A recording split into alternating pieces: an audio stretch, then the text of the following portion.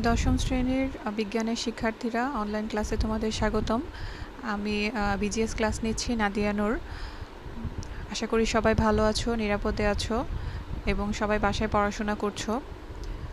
তো তোমাদের লাস্ট ক্লাসে যখন স্কুলে ক্লাস হতো তখন দ্বাদশ অধ্যায় পড়ানো হচ্ছিল এবং দ্বাদশ অধ্যায়ে বাংলাদেশের অর্থনীতির যে বৈশিষ্ট্যগুলো সেগুলো পড়ানো হয়েছিল। তারপরে যে টপিকটা আছে সেটা হচ্ছে বাংলাদেশের অর্থনীতির অনগ্রসরতার যে কারণ বা অনগ্রসরতার যে প্রতিবন্ধকতা সমূহ সেগুলো আজকের ক্লাসে এগুলো ইনশাল্লাহ পড়ানো হবে। বাংলাদেশের অর্থনৈতিক অনগ্রসরতার প্রতিবন্ধকতা সমূহ দেওয়া আছে তোমাদের বইয়ে 6টা।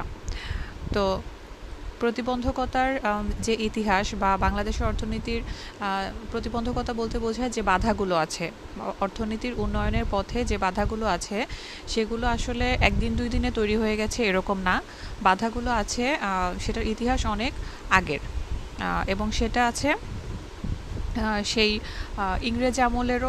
ইংরেজ আমল থেকে মূলত শুরু হয়েছে বাংলাদেশের অর্থনীতির অনগ্রসরতা। তার আগে যেই যুগগুলো ছিল তখন হচ্ছে বাংলাদেশের অর্থনীতি যথেষ্ট উন্নত ছিল।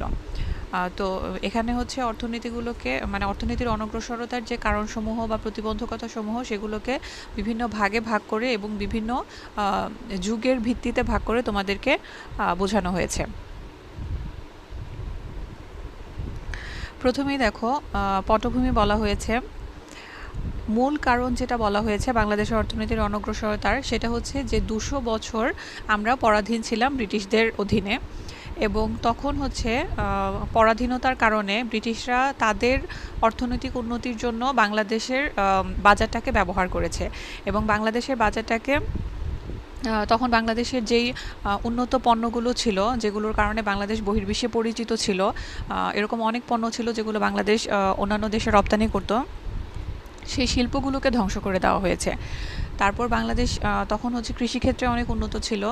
তো কিছুক্ষণ পরে যখন আমরা আরেকটা পয়েন্ট পড়ব তখন সেখানে আমরা দেখতে পাবো যে কৃষিক্ষেত্রকেও ধ্বংস করার ক্ষেত্রে বা কৃষিক্ষেত্রকে পিছিয়ে দেওয়ার ক্ষেত্রেও এই 200 বছরের ইংরেজ শাসনের অবদান রয়েছে। স্বাধীনতা পূর্ব বাংলাদেশের অর্থনীতির ইতিহাসকে 4টি পর্বে ভাগ করা হয়েছে। আমি তোমাদের সবাইকে অনুরোধ করব যারা ক্লাস করছো তারা বইটা খুলে নিয়ে বসবে সামনে এবং কিছু কিছু লাইন আমি যেগুলো বলবো এগুলো আন্ডারলাইন করবে, তাহলে তোমাদের MCQর জন্য পড়তে সুবিধা হবে। এখানে এই লাইনটা আন্ডারলাইন করো যে স্বাধীনতার পূর্ব বাংলাদেশের অর্থনীতির ইতিহাসকে 4টি পর্বে ভাগ করা যায় এবং সেগুলো হচ্ছে প্রাচীন বাংলা, মুসলিম শাসনামল, ব্রিটিশ শাসনামল এবং পাকিস্তানি আমল। তো প্রাচীন বাংলাটা সেটা হচ্ছে বাংলাদেশের জন্য বা বাংলাদেশের অর্থনীতির জন্য সবচেয়ে ভালো সময় ছিল। প্রাচীন বাংলায় কৃষি উৎপাদনে প্রাচুর্য এবং বৈচিত্র্য ছিল। শিল্পক্ষেত্রে ধাতব শিল্প, কাঠ শিল্প, বস্ত্রশিল্প বিশেষ প্রসার লাভ করেছিল। এই 3টা লাইনে স্বাধীনতার পূর্বে বাংলাদেশের অর্থনীতি ইতিহাসকে 4টি পর্বে ভাগ করা যায়। এখান থেকে এই প্যারাটা শেষ পর্যন্ত আন্ডারলাইন করে রাখবে। আচ্ছা, তারপরে আছে স্বর্ণযুগ কোনটি ছিল? মুসলিম শাসনামল ছিল বাংলার স্বর্ণযুগ, অর্থাৎ বাংলাদেশের অর্থনীতির জন্য সেটা ছিল স্বর্ণযুগ। এই সময় কৃষি, শিল্প, আন্তর্জাতিক বাণিজ্য সকল ক্ষেত্রেই বাংলাদেশের সমৃদ্ধির শিখরে আরোহণ করেছিল। বাংলার শিল্পজাত পণ্য বিশেষত বস্ত্র পৃথিবীর বিভিন্ন দেশে বিশেষ সমাদৃত ছিল। এ পর্যন্ত আন্ডারলাইন করো। কিন্তু 1757 সালে পলাশীর যুদ্ধের পরে বাংলায় ইংরেজদের শাসন প্রতিষ্ঠিত হয়। ইংরেজ শাসক গোষ্ঠী অব্যাহতভাবে এদেশে শোষণ ও লুণ্ঠন চালায়। কৃষিক্ষেত্রে চিরস্থায়ী বন্দোবস্তের মাধ্যমে জমিদারি প্রথা এবং বাধ্যতামূলক নীল চাষ প্রবর্তনের ফলে কৃষি ও কৃষক সমাজ বিপুলভাবে ক্ষতিগ্রস্ত হয়। আচ্ছা, নীল চাষ প্রবর্তনের যে ব্যাপারটা সেটা হচ্ছে যে ইংল্যান্ডে তখন শিল্প বিপ্লব হয়েছিল। তো শিল্প বিপ্লবের কারণে তাদের নীল রং সেটার প্রয়োজন হতো। তারা তখন তাদের মানে বস্ত্রশিল্প শুরু হয়েছিল ইংল্যান্ডে এবং তারা কলকারখানায় অনেক কম খরচে তখন বস্ত্র উৎপাদন করত এবং ওই বস্ত্র রং করার কাজে তাদের নীল রং দরকার হতো। তো তখন তারা করতো কি, যে তাদের দেশে এগুলো প্রডিউস না করে তারা বাংলাদেশের চাষিদেরকে বাধ্য করত নীল উৎপাদনের জন্য এবং ধানি জমি যেগুলো ছিল, কৃষি জমি যেগুলোতে মানে ধান চাষ করে বা শস্য চাষ করে বা মানুষের জীবন ধারণ চলতো, সেগুলোতে তারা মানুষজনকে বাধ্য করতো নীল চাষ করতে এবং এসব কারণে আস্তে আস্তে জমির উর্বরতা কমে যায় এবং এই নীল চাষ করানোর পরে এই নীল শস্য যে তারা কৃষকদের থেকে কিনে নিত খুব ন্যায্য মূল্যে তাও না, তারা কৃষকদেরকে সেখানে দামেও বঞ্চিত করত। আচ্ছা, তারপরে দেখো কৃষি পণ্যের সাথে বাংলাদেশ শিল্পপণ্যেরও বড় রপ্তানিকারক দেশ হিসেবে পরিণত হতো। ইউরোপীয় দেশগুলোতে বাংলাদেশের বিস্তৃত বাণিজ্য ছিল, এটা হচ্ছে ইংরেজ শাসনামলের আগে। ইংরেজরা সকল ব্যবসা বাণিজ্য নিজেদের কুক্ষিগত করে। যখন তারা এই দেশের উপর হস্তক্ষেপ করে বা এই দেশকে তাদের পরাধীন করে নেয়, তখন হচ্ছে সকল ধরনের ব্যবসা বাণিজ্যই নিজেদের কুক্ষিগত করে। এবং ওই যে কথাটা বলেছিলাম, দেখো যে ইংল্যান্ডে শিল্প বিপ্লব ঘটার ফলে যন্ত্রযুগের শুরু হয়। তখন হচ্ছে তাদের কম খরচে তারা বস্ত্র উৎপাদন করতে পারতো। বাংলাদেশের মানুষ বস্ত্র উৎপাদন করতে হচ্ছে যে তাদের মানে হাতে চালিত যেসব যন্ত্র ছিল সেগুলোতে, বা হাতে বুনন করে। তো ওগুলো তৈরি করতে অনেক সময়ও লাগতো, খরচও বেশি হতো, কিন্তু জিনিসগুলো কি বাইরে অনেক সমাদৃত ছিল। কিন্তু যেহেতু ইংল্যান্ডে শিল্প বিপ্লব হয়েছিল এবং যন্ত্রযুগে শুরু হয়েছিল, তাতে হলো কি যে ইংল্যান্ড থেকে অনেক কম খরচে বস্ত্র আসা শুরু করলো, এবং বাংলাদেশের যে বস্ত্রশিল্প ছিল, যে ঐতিহ্যবাহী বস্ত্রশিল্প, সেটা সে কারণে মার খেয়ে গেল। এবং তারপর থেকে হচ্ছে ওই কম খরচে ইংল্যান্ড থেকে যে কাপড় আসতো, সেই কাপড়ই বাংলাদেশের বাজারেও সেটা দখল করে নিল, এবং বৈদেশিক যেসব বাজারে বাংলাদেশ কাপড় রপ্তানি করতো সেই বাজারগুলো বাংলাদেশের হাত থেকে চলে গেল। তারপরে এই ইংরেজ শাসন আমলে বাংলাদেশ শুধু, তার আগ পর্যন্ত বাংলাদেশ থেকে অনেক ধরনের পণ্যই রপ্তানি হতো অন্যান্য দেশে, কিন্তু ইংরেজ শাসন আমলে বাংলাদেশ থেকে শুধু কাঁচামাল নেওয়া হতো। তো কাঁচামালের যে রপ্তানিকারক দেশ হিসেবে বাংলাদেশ তখন থেকেই পরিচিতি পায়। এটা হচ্ছে বাংলাদেশের অর্থনৈতিক অনগ্রসরতার পটভূমি। আচ্ছা, তারপরে দেখো 1947 সালে ভারত ও পাকিস্তান নামে দুটি দেশে বিভক্ত হয়ে যায়। এরপর শুরু হয় পাকিস্তানি শাসনামল। আমরা এই পর্যন্ত পড়লাম তিনটা শাসনামল। একটা হচ্ছে যে প্রাচীন বাংলা, তারপর হচ্ছে মুসলিম শাসনামল। প্রাচীন বাংলায় বাংলাদেশ কৃষি উৎপাদনে প্রাচুর্য ছিল, এটা মনে রাখবে। মুসলিম শাসনামলকে বাংলাদেশের স্বর্ণযুগ বলা হয়। আর ব্রিটিশ শাসনামল বা ঔপনিবেশিক শাসনামলে ছিল বাংলাদেশ মানে অর্থনীতি শোষিত হতো, এবং তখন বাংলাদেশ কাঁচামাল রপ্তানিকারক দেশে পরিণত হয়। এবং তারপরে সর্বশেষ যেটা আছে সেটা হচ্ছে পাকিস্তানি শাসনামল। যখন 1947 সালে ভারতবর্ষ দুটো ভাগে ভাগ হয়ে যায়, পাকিস্তান এবং ভারত, তখন পাকিস্তানি শাসনামল শুরু হয়। তো পাকিস্তানের শাসনামলে পাকিস্তানের দুটো অংশ ছিল, পূর্ব পাকিস্তান ও পশ্চিম পাকিস্তান। বর্তমানে বাংলাদেশ ছিল তদানীন্তন পূর্ব বাংলা তথা পূর্ব পাকিস্তান। তো ওই সময়টা ছিল 1947 থেকে 1971 পর্যন্ত, এটা আন্ডারলাইন করো। এবং আমরা মুক্তিযুদ্ধের ইতিহাস যারা জানি তারা সবাই জানি যে এই সময়টা বাংলাদেশের উপরও অনেক অত্যাচার নির্যাতন হয়েছে, এবং সকল ক্ষেত্রেই বাংলাদেশকে বঞ্চিত করা হয়েছে। তো কী কী ক্ষেত্রে বঞ্চিত করা হয়েছে দেখো: চাকরি, সম্পদ বন্টন, বাজেট বরাদ্দ, সশস্ত্র বাহিনীতে নিয়োগ, বৈদেশিক সাহায্যের অংশ প্রভৃতি সকল ক্ষেত্রেই পূর্ব পাকিস্তান জনগণকে বঞ্চনার শিকার হতে হয়, এটা আন্ডারলাইন করো। পাকিস্তানের সকল ক্ষেত্রেই পশ্চিম পাকিস্তানের প্রাধান্য ছিল।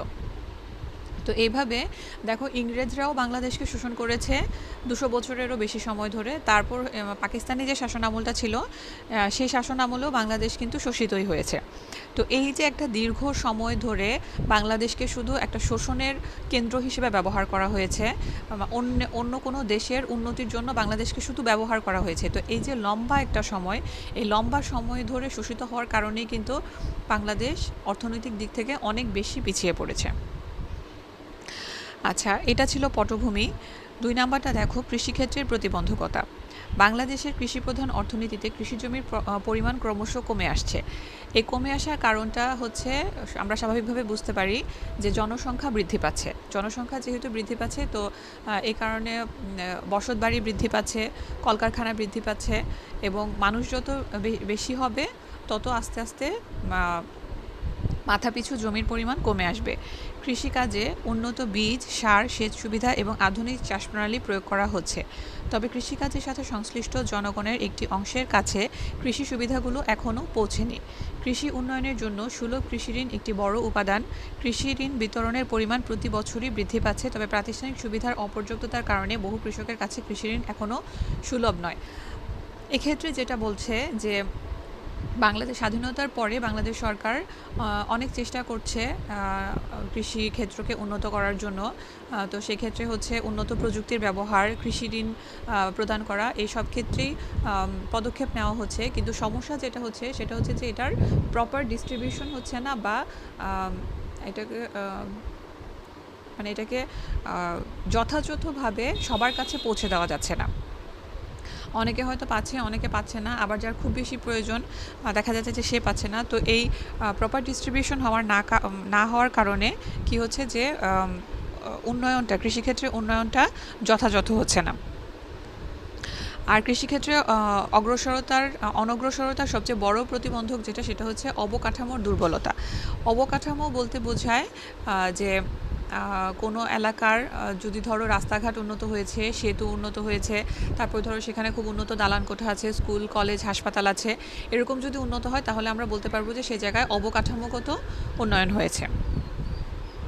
তো কৃষিক্ষেত্রের অনগ্রসরতার এটা একটা যে কৃষিক্ষেত্রের অবকাঠামো যেগুলা, যে সেচ সুবিধা, বীজু সারের সুবিধা, এগুলা অপর্যাপ্ত। এই কারণে হচ্ছে কৃষিক্ষেত্রে অনগ্রসরতা রয়েছে।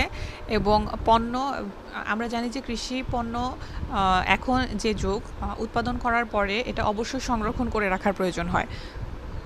তো গুদামজাত করার যে সুবিধা, এই সুবিধাটাও সকল কৃষক সমানভাবে পাচ্ছে না। এসব কারণেও কৃষিক্ষেত্রে অনগ্রসরতা রয়ে যাচ্ছে। তো বাংলাদেশ সরকারের সেই স্বাধীনতার পর থেকে এখন পর্যন্ত বিভিন্ন পদক্ষেপের কারণে আস্তে আস্তে এই জিনিসগুলো কমে আসছে, বা এই প্রতিবন্ধকতাগুলো কমে আসছে, কিন্তু সেটাও পর্যাপ্ত নয়। এটা যথাযথ উন্নয়নের জন্য আরও বেশি করে হচ্ছে পদক্ষেপ নেওয়া উচিত, বা কৃষিক্ষেত্রকে আরও বেশি গুরুত্ব দেওয়া উচিত।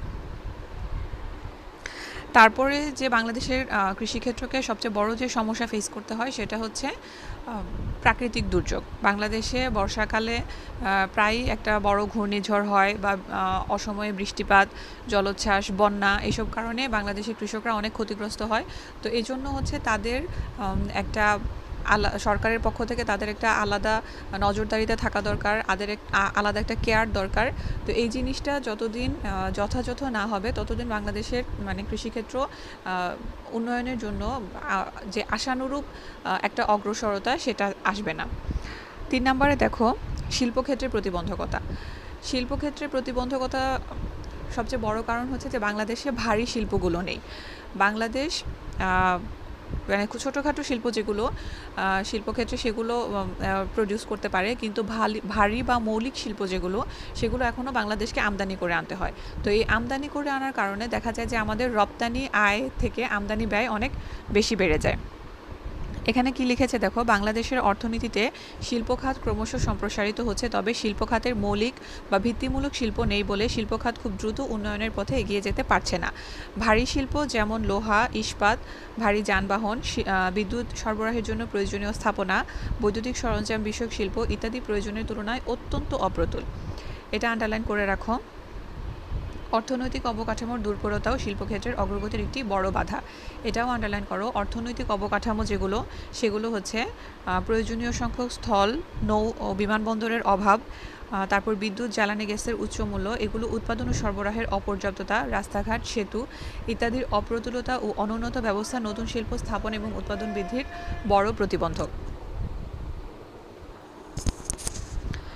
অবকাঠামোগত দুর্বলতার পরে বাংলাদেশের শিল্পক্ষেত্রের অনগ্রসরতার যে কারণটা বলা হয়েছে, সেটা হচ্ছে ব্যাংক ঋণের অসুবিধা। একটা শিল্প স্থাপন করতে গেলে কোটি কোটি টাকার ঋণের প্রয়োজন হয় শিল্প মালিকদের।